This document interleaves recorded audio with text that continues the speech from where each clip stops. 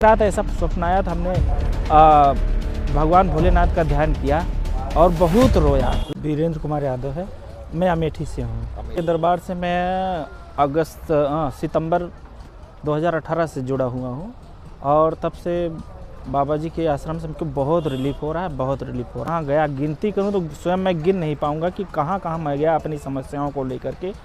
प्रारंभ में होता क्या था कि हमारे घर में परिवार की बात जाने दीजिए, घर में ही अकाल मृत्यु होती थी बहुत। एक बार हो गया, दो बार हो गया, जब तीन बार दो चार साल के अंतराल पर होने लगा तो हमने सोचा कि कुछ है ज़रूर।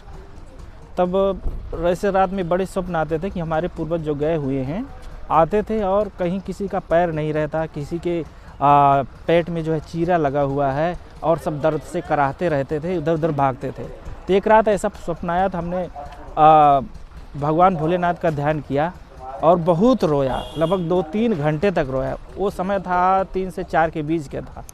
रोने के बाद जो है फिर सो गया। सोने के बाद प्रश्न आ रहा है, आवाज़ आ रही है कि आपके जितने हैं सब मुक्त हो जाएंगे, लेकिन कि उस जगह से मुक्त होंगे जो व्यक्ति जो है बसंत पंचमी का उसका जन्म हुआ बसंत पंचमी को, उसके बाद जो है मतलब मृत्यु के बाद वो आत्मा तपस्या करके सिद्ध हो चुकी होगी, उनके दरबार में आप जाएंगे तब आपके पूर्वजों की मुक्ति होगी। ऐसा तो हमने सोचा कि ऐसा आ रहा है। बहुत सोचा कि कहाँ ऐसा दरबार मिलेगा। फिर बार बार ऐसे सब प्रश्न स्वप्न आते रहे।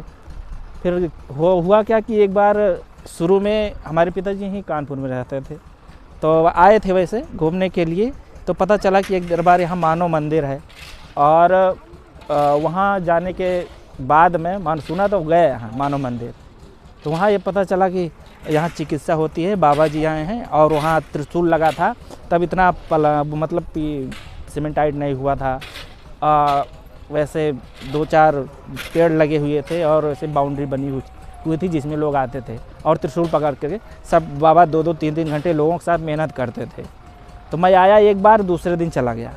जाने के बाद फिर मैं घर में ठीक से रह नहीं पाया, कहीं घर वालों की वजह से और बेरोज़गारी की वजह से बहुत परेशान था। 2018 लास्ट में वैकेंसी आई। फिर उसके बाद मैं घर और छोड़ करके चला गया, लगभग 3 महीने इलाहाबाद चला गया।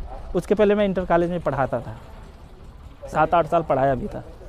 फिर वहाँ से छूटने के बाद कोई ऑप्शन नहीं बचा था तो इलाहाबाद चला गया। वहाँ हमने 3 महीने केवल तैयारी की।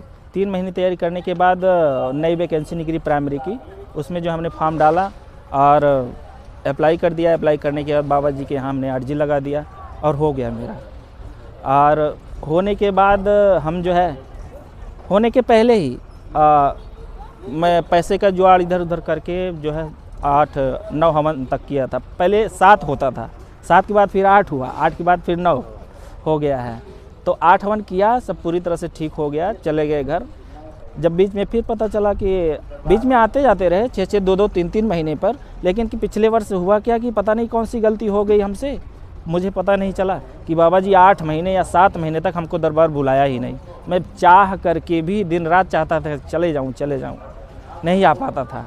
फिर बाद में बाबा जी से हमने अरदास लगाई, अर्जी किया, तो उसके बाद फिर आने लगा फिर बराबर। तब से अब सब ठीक चल रहा है पूरी तरह से और सब कुछ पूरी तरह से बैलेंस हो गया, बैलेंस ज़िंदगी हो गई है। देखिए यहाँ जो है अपनी तकलीफ़ों के हिसाब से अगर आप इधर उधर दौड़ रहे हो तो कोई कुछ साल वैसा नहीं मिलने वाला है। जब तक आप दरबार नहीं आएंगे तब तक आप पूरी तरह से शुद्ध नहीं हो पाएंगे। आपको ये नकारात्मक शक्तियाँ जो हैं आपको परेशान करती रहेंगी और निजात मिलेगी भी नहीं। इधर उधर मुल्ले मौलवियों के चक्कर में आप इधर उधर चाहे जहाँ जाएंगे आपका केवल शोषण के अलावा कुछ नहीं करेंगे। आपको मुक्ति मिलेगी तो केवल मेरे बाबा के दरबार में, अन्यथा कहीं नहीं मिलेगी। बोलिए करौली सरकार की जय, सच्चे दरबार की जय, हर हर महादेव।